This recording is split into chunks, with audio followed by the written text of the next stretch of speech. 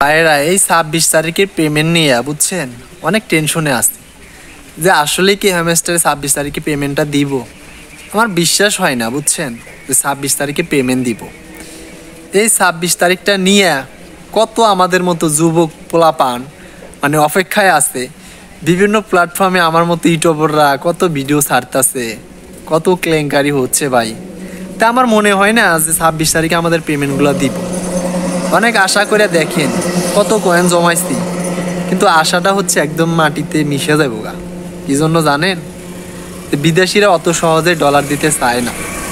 আর এই বাংলাদেশে এই হ্যামস্টারটা নিয়ে এত তোলপার হচ্ছে, এটা তো আপনারা দেখতে পাচ্ছেন। দেখেন আমার প্রোফাইলটা দেখেন, কত কয়েন জমাইছি, কিন্তু ইচ্ছা ছিল একটা R15 কিনবো, একটা গাড়ি কিনবো, একটা বাড়ি করবো, ও পিছনে একটা গার্লফ্রেন্ড থাকবো। এইটা নিয়ে দেখেন কত আশা নিয়ে কত কয়েন জমাইছি, কিন্তু এখন ওই ভিডিওগুলো দেখে মনে হয় যে হ্যামস্টার আইডিটা ডিলিট করে দেয়।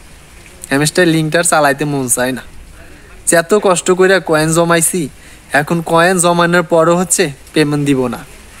তাই এত কষ্ট করার পর যদি এইটা নিয়ে সমালোচনা হয়, তাহলে এত কিছু কইরা কি কোনো লাভ আছে কন?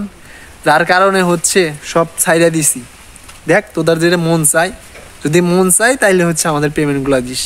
এটা আমার মতো না, হাজার হাজার যুবকরা এগুলো হচ্ছে করছে, কয়েন জমাইছে শুধুমাত্র কি ডলারের আশায়। আসলে কি ডলারগুলো আমরা পাবো? যে সকল ভাইরা আমার ভিডিওটা দেখতেছেন, ভিডিওটা শেয়ার করবেন, কারণ যে আমাদের মতো অনেকে আশায় আছে এই কয়েন বিক্রি করে ডলার পাইব। অনেকে লাখ লাখ টাকা ইনকাম করব। এই ডলারটা জীবন খায়া ফেলাইলো। ডলার লাগে ইউটিউবে নামিয়া পড়লাম, এই ডলারের লাগিয়া কয়েন জমাই, তাও যদি না দেয় দুঃখ আর নাই। ভালো থাকবেন।